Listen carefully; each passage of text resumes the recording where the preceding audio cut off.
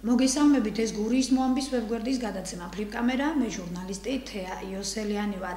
რამდენიმე თვიანი მსჯელობის შემდეგ საქართველოს პარლამენტმა მიიღო კანონი ადგილობრივი თვითმმართველობის შესახებ.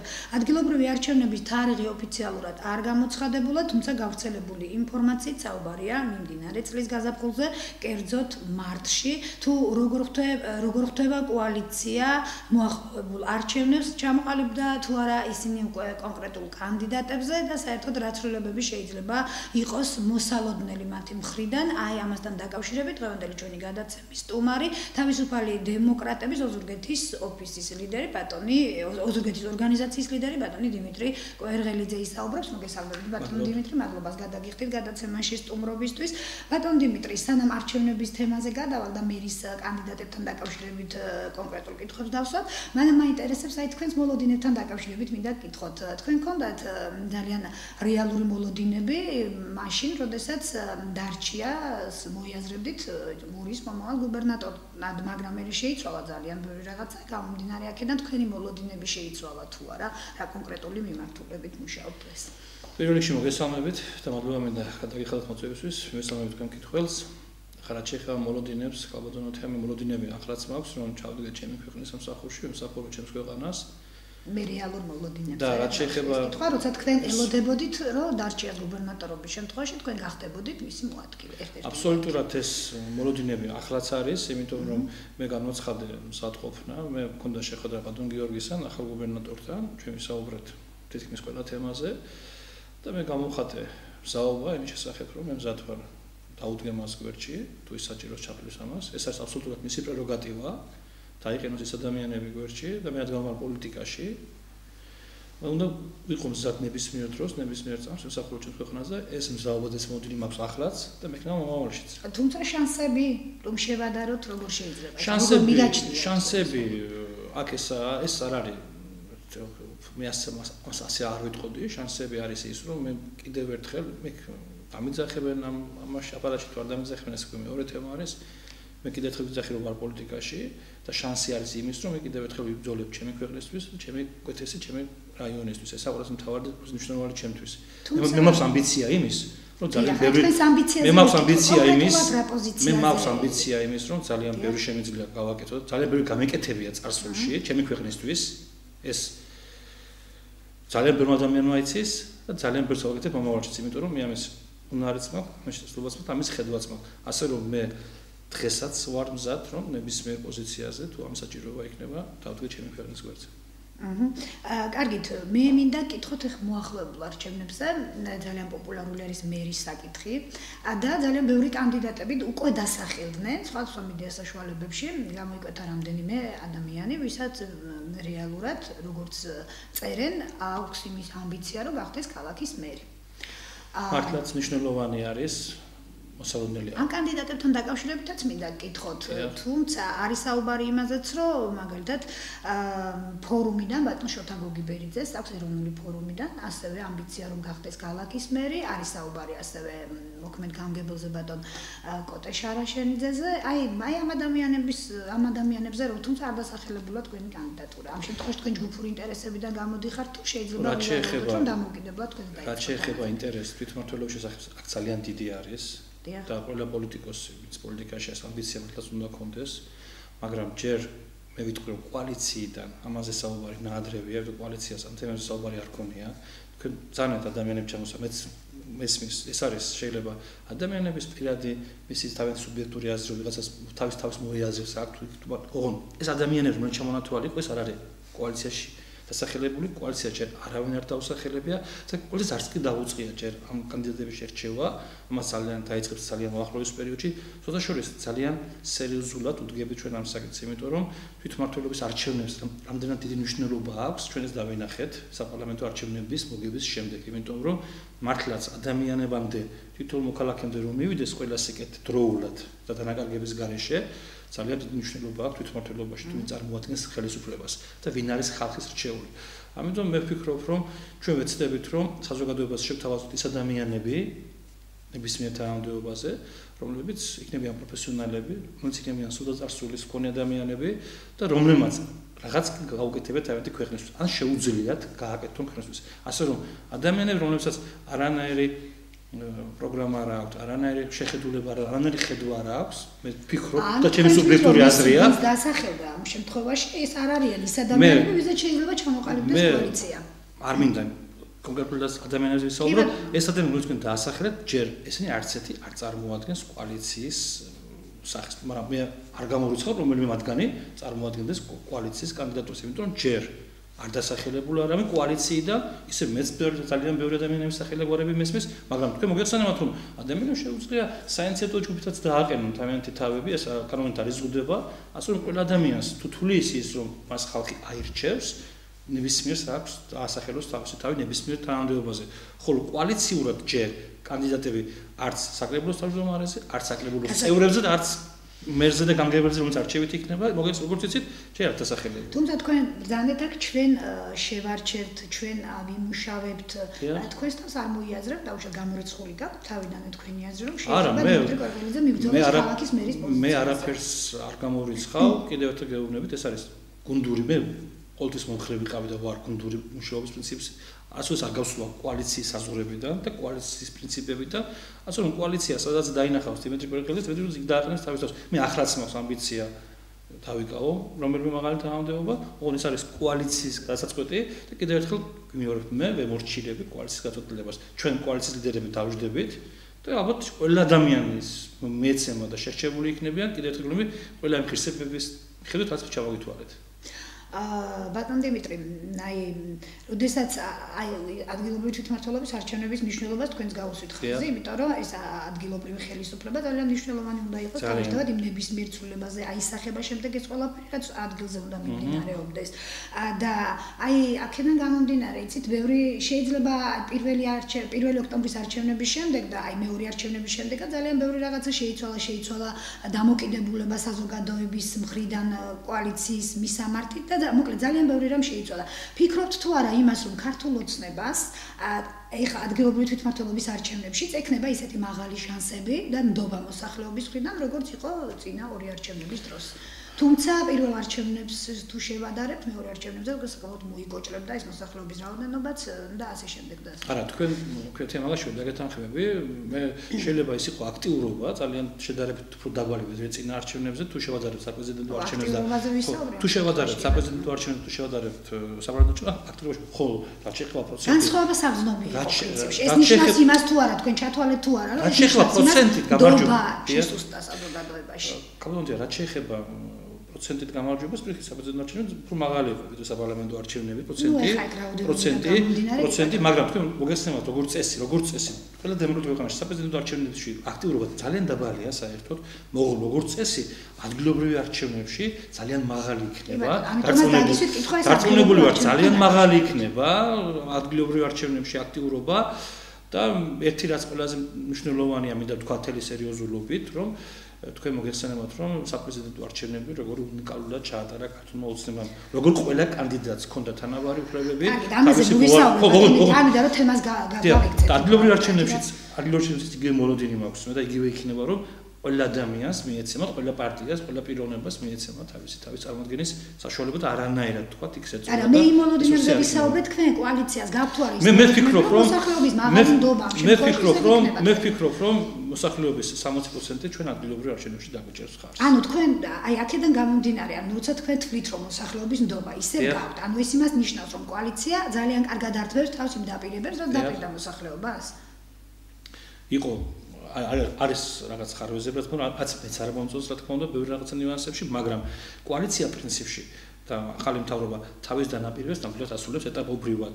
ეს შეიძლება რომელიღაც სეგმენტში არ არის ჯერ ისე როგორც უნდა იყოს, მაგრამ მთლიანობაში მართლაც ახალი მთავრობა თუ შევადარებთ წინა მთავრობას ძალიან მაღლა მდგომი მთავრობა ნამდვილად. ძალიან ზოგადები რო არ ვიყოთ საუბარში. აი ადგილზე თქვენ აქ ცხოვრობთ, უყურებთ აქტიურად მოვლენებს, ეცნობით სიტუაციებს, ხო? თქვენ შეგიძლიათ თქვათ, რომ ადგილზე ისეთი ცვლილებები მიმდინარეობს, რომ რაც სასიკეთოდ უკვე აისახა მოსახლეობას. არა, მაგაში აბსოლუტურად გეთანხმებით თქვენ, ადგილზე კიდევ თუ ვიძახი. აი ჩემ მოსაზრება ადგილზე უბრალოდ. ჩვენ ახლა ვზადებით იმ არჩევნებისთვის, რაც სიტუაცია ადგილზე უნდა შეიცვალოს.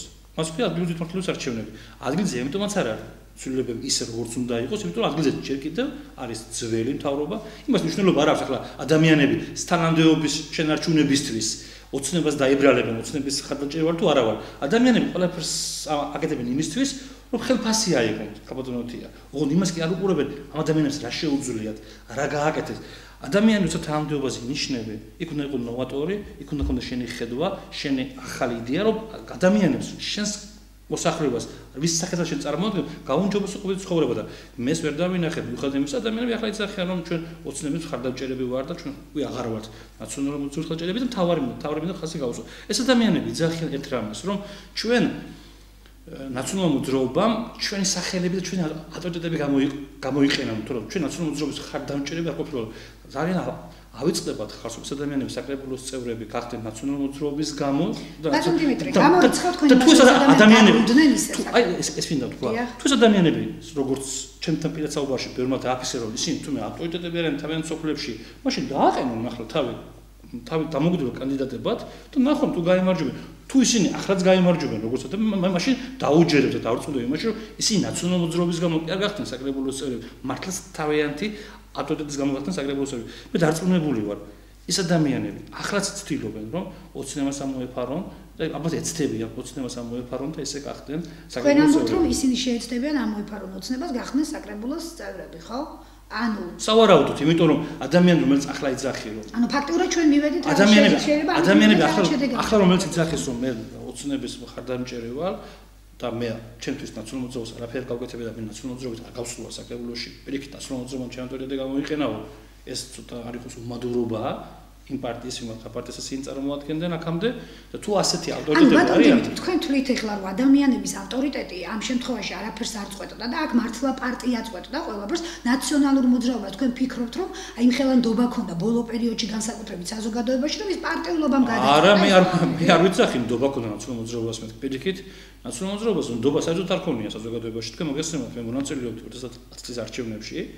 და ახლაც არის ბევრი კითხვით ნიშნები მასთან დაკავშირებით თუ რატომ წავაგდნენ თქვა არჩევნები ხო პირიქით ნდობა კი არ ქონდათ მაშინ ნაციონალურ მოძრაობა ყველაფერს აკეთებდა იმისთვის რომ ოპოზიციური სეგმენტი არ მომტარიყო მაშინ საკრებულოში და მართლაც თქვენ თუ გადახედავთ საქართველოს ერთი ადამიანი ან ზოგან 2-3 ადამიანია წარმოდგენილი 29 ადამიანში რომელიც წარმოადგენს ოპოზიციას ეს კიდევ ერთხელ იყო არადემოკრატიული არჩევნების ეტალონი რომ თუ როგორ ნაციონალურ მოძრაობა როგორ ყველაფერს აკეთებდა გაყავებდა დაწყებული ზეწოლი დამთავრებული რაც შეიძლება ოპოზიციური სეგმენტი და ოპოზიციურად გაწყობილი ადამიანები დაეტოვებია საკრებულოს გარეთ. ბატონ დიმიტრი, აი თქვენ ყოველთვის ამბობდით ხოლმე როცა საკრებულოს ხტომებზე გამოდიოდით რომ აი ეს ადამიანებს არ აქვთ აქ საკრებულოს დეპუტატებს ბოლომდე გააზრებული მათი ფუნქციები და ისინი მხოლოდ კმაყოფილდებიან იმით თუ რას დაუჭერენ ხარს ან რას არ დაუჭერენ და იქ ამბობდით თქვენ მუდმივად სიტყვა გაუაზრებელს.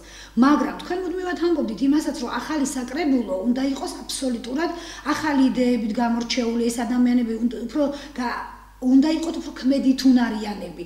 აქედან გამომდინარე ალბათ არ ვიცი ხა უნდა დაგისვათ ეს კითხვა რომ ოცნება მიუდგება თუ არა უფრო ფრთხილად იმ კანდიდატების შერჩევა სოფლებიდან, იმიტომ რომ როგორც პარტიას აქვს ნამდვილად ნებისმიერ ადამიანს იმის გარანტია რომ პარტიული სიით ის მოხდება.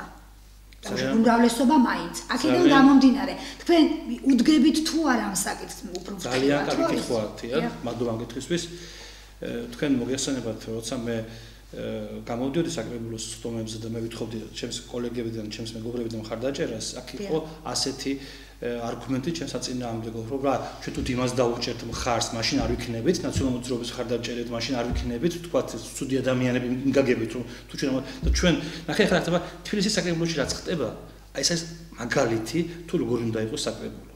ნახეთ თბილისის საკრებულოში თქვენ მოგეხსენებათ რომ უმრავლესობას წარმოადგენდა ნაციონალური მოძრაობა, თქვენ მოგეხსენებათ, მაგრამ იქ ადამიანებმა მართლაც შეიცვალეს ხედვა, ქვია სიმართლის მიმართ და ის წარმოადგენილი ბიუჯეტი რომელიც წარმოადგენდა მერიამ, რომ იყო ის არასწორად დაგეგმილი ბიუჯეტი, საკრებულომ დღესაც ვარი უთხრა. აი ეს არის ეტალონი თუ როგორ უნდა იყოს საკრებულო. საკრებულომ კი არ უნდა იყოს ესეთი რომ ასაც წარმოადგენს აღმასრულებელი ხელისუფლება, მისი პოზიცია არ ქონდეს. მე კიდევ ერთხელ გეუბნებით რა, ჩვენ ქართული ოცნება ვეცდებით რომ საკრებულო რაც შეიძლება შეიქმნას ესეთი ადამიანებისაგან, რომლებიც მარტო ხელსაწევით კი არ იქნებიან დაკავებული, პირიქით თავიანთ პოზიციას დააფიქსირებენ, თავიანთ ხედვას დააფიქსირებენ, თავარია, საკრებულო იყოს ნოვატორული. მან უნდა შეთავაზოს საკრებულო უნდა იყოს მზად კიდევაც თუ საჭირო იქნება თუ იქნება დაწუნებული თავარი დოკუმენტი ფინანსური დოკუმენტის ბიუჯეტი ქვია შეთავაზოს ალტერნატიული ბიუჯეტიც კი ამიტომ საკრებულოს როლი ძალიან დიდია გაბატონებია საკრებულო არ არის მარტო ადამიანების ნაური ფაქტი მივიღეთ საკრებულო არ არის მარტო ადამიანების თქვა რაღაცა ჯგუფი გარკვეული რომ მხოლოდ იქ მოხდეს აღმასრულებელი ხელისუფლების შემოთავაზებული ქვიათ საკანონმდებლო აქტის ლეგალიზება საკრებულო არის ცოცხალი ორგანიზმი რომელმაც უნდა იმსჯელოს თუ მის ამორჩეველს რა უფრო უკეთეს მდგომარეობა ჩააყენოს. გასაგებია, მაგრამ ჩვენ არჩევნებამდე მუდმივად ქონდა დაპირებები იმაზე, რომ შეირჩევიან რწმუნებულები იმის მიხედვით თუ ვინ უცხადებს, ვის უცხადებს მოსახლეობა ნდობას, ვისი მხარდამჭერია მოსახლეობა, ვინ უნდა სოფლის მოსახლეობას, მაგრამ მივიღეთ აბსოლუტურად სხვა შედეგი ძალიან ბევრ სოფელში და ამას მოყვა შემდეგ გახმაურებული ფაქტები, რომლებიც ნამდვილად იცით, ეხლა თქვენ რაზე ვსაუბრობთ ამ შემთხვევაში, ხო? ანუ ძალიან შეიძლება ითქვას, რომ შეიძლება დავდგეთ ისევ იმ საშიშროების წინაშე, რომ აი პარტიული სიით იყოს ის ადამიანების შემდეგ წარმოდგენილები, რომლის მხარდაჭერა შეიძლება საერთოდ არ კონდეს, სოფლის მხარდაჭერა ამ ადამიანებს, მათი კონკრეტული სოფლების, იმ სოფლების, რომლებშიც თვითონ ცხოვრობენ და რომლებისგან წარმოდგენილები. აბსოლუტურად თანხმები, მე თქვენ შეიძლება მართლაც ბევრ სოფელში რწმუნებულები, მართლაც შეიძლება არ გამოხატავენ მოსახლეობის პოზიციაზე მოსახლეობა შეიძლება ბევრ სოფელში არ არის მოყოფილი ახალი რწმუნებულის მუშაობითაც თუგით, მაგრამ აქ მიზეზი მთავარი რა არის, იცი? აქ მიზეზი მოვძებნოთ. აი ეს რწმუნებულების შერჩევა ხდებოდა ერთპიროვნულად, სამწუხაროდ და ეს არ იყო პოლიტიკურ გუნდთან შეთანხმებული, იმიტომ რომ ადამიანებს ნებისმიერ საკითხს ათანხმენ პოლიტიკურ გუნდთან, იმასაც კოალიცია ქვია, იქ მეტად კამათში ბადება ჭეშმარიტება, ხო? როცა ადამიანი ერთპიროვნულად გაწყვეტილებას იღებს, შეცდომის მოსალოდნელია უფრო მეტი. ამიტომ მე პირველივე დღიდან ვიძახოდი, რომ აუცილებელია კოალიციური რეჟიმი. კოალიცია გუნდურად იმუშავებს იმაზე, რომ ეს თითეული კანდიდატი იყოს. აუცილებლად მე ვთვლი, რომ კოალიცია აპირებს ამ ადგილობრივ არჩევნებს მიუდგეს სერიოზულად, ძალიან სერიოზულად და მე დარწმუნებული ვარ, რომ ყველა გადაწყვეტილება იქნება გუნდური პრინციპით მიღებული კოალიციაში ჯერ, კოალიციაში მოხდება შეჯერება და მე ფართო მოსახლეობისთვის იქნება ცნობილი ყველა ადამიანი, რომელიც თქვათ ამა თუ იმ სოფელში წარმოადგენს თავიანთ რჩეულს. ხოლო მეცაც გეტყვით, პირიქით, კოალიცია სანამ დაიწყებს კიდევ კანდიდატების განხილვას, მე ვფიქრობ, რომ ჩვენ ვაპირებთ მოსახლეობასთან მაქსიმალურ მუშაობას, რომ მოსახლეობის ინტერესები იქნას გათვალისწინებული. თითეული სოფლიდან დაახლოებით პრაიმერის სტილში იქნას ერჩეული ადამიანები, რომ ვის უნდა სოფელი, რომ სოფელს რომ წარმოადგენდეს მის სახე საკრებულოში. ასე არ შეიძლება ადამიანებს მოახვიოთ ადამიანი თავზე. ჩვენ მაქსიმუმად უნდა დავახლოვდეთ ხალხს და ხალხის წიაღიდან უნდა მოვძებნოთ ყველა ეს კანდიდატი. შემდეგ განვიხილოთ კოალიციურად ყველა თანამდებობაზე და ყველა ანუ თქვენი ხა ამბობთ ის რაც უნდა იყოს თუ თქვენ ამბობთ იმას რაშიც დარწმუნებული ხართ რომ ნამდვილად იქნება. ეს მე ახლა საერთოდ ვამბობ, ეს არის ჩემი სუბიექტური აზრი, მაგრამ მე დარწმუნებული ვარ კოალიცია ამას ასე გააკეთებს. იმიტომ რომ ჩვენ არა მარტო მე, ჩემი კოლეგებიც ზევითაც ხვებითაც უკვე ამ პრინციპზე ვსაუბრობთ უკვე რომ ეს ასე იქნება და მე დარწმუნებული ვარ, მოთმე ასე იქნება. კარგი და რახან ჩვენი საეთერო დრო იწურება, ბოლო კითხვას დავსვამ. თქვენ როგორ ფიქრობთ, რა შანსები შეიძლება გქონდეს დაუშვათ სხვა პარტიის წარმომადგენლებს, აი? ხო, ნუ ახლა რაც შეეხება და იქნება თუ არა აბსოლუტური უმრავლესობის წარმოდგენილი იგივე თქვენ მოგესალმებით, რომ თვითმმართველობის არჩევნები მაინც სპეციფიკური არჩევნები არის. და ყველა პარტიასაც, ყველა თუგით დამოუკიდებელ კანდიდატსაც აბსოლუტურად შანსები შეიძლება თანაბარიც იქონდეს, იმიტომ რომ თქვენ მოგესალმებით, რა თავარია მაინც კანდიდატები, ვინ იქნებიან წარმოადგენლები. შეიძლება ადამიანი სოფელში მიღებული ადამიანი იყოს, შეიძლება განათლებულიც იყოს, შეიძლება ხედვაც ჰქონდეს, მაგრამ მან შეიძლება თუ არის ეს ოცნების კანდიდატი იყოს, თქვათ რაღაც ეტაპზე შეიძლება მოსახლეობა იმას დაუჭიროს, ხარ. იმას არ გამორს, მაგრამ მე ვთვლი და მე ვფიქრობ, რომ ოცნების აქვს ძალიან დიდი შანსი, რომ მინიმუმ 60% ეს არჩევნები მოიგოს, იმიტომ რომ კიდევ ერთხელ ვიძახი, რომ ძალიან მაღალია ამ წუთას ოცნების რეიტინგი საზოგადოებაში. კი, გონიათ რომ დაეცა რეიტინგი, მაგრამ იმაში ვერ დაგეთანხმებით. დღეს ამ წუთას საზოგადოებაში ყველაზე მაღალი არის ოცნების რეიტინგი და მე ვთვლი, როგორც ჩვენ ვივარაუდეთ. თქვენ ახლა ორი სხვადასხვა რამ თქვით. თქვენ მოგეხსენებათ, რომ ჩვენ შეიძლება ამბობთ იმას, რომ სხვა პარტიებთან შედარებით არის მაღალი, მაგრამ ნუ ძალიან მაღალიც შეიძლება ისეთი როგორიც არა, ძალიან მაღალი არ არის. ხო. ძალიან მაღალი 100%, ძალიან მაღალი 100%, მაგრამ მე ვთვლი, რომ ჩვენ იმ მარჟას, რასაც ქვია 60-დან 65%-ამდე, რომელიც ჩვენ ვივარაუდეთ საპრეზიდენტო არჩევნებშიც, აი ამ პოზიციას ახლა შევინარჩუნებთ. ძალიან დიდი მადლობა. მადლობა თქვენ. ჩემს მაყურებელს შევახსენებ, რომ ჩვენ დღევანდელი გადაცემის სტუმარი გახდათ თავისუფალი დემოკრატების ოზურგეთის ორგანიზაციის ხელმძღვანელი ბატონი დიმიტრი კვერღელიძე. მე მომავალ გადაცემამდე გემშვიდობებით, კარგად მზადდებოდეთ. ნახვამდის.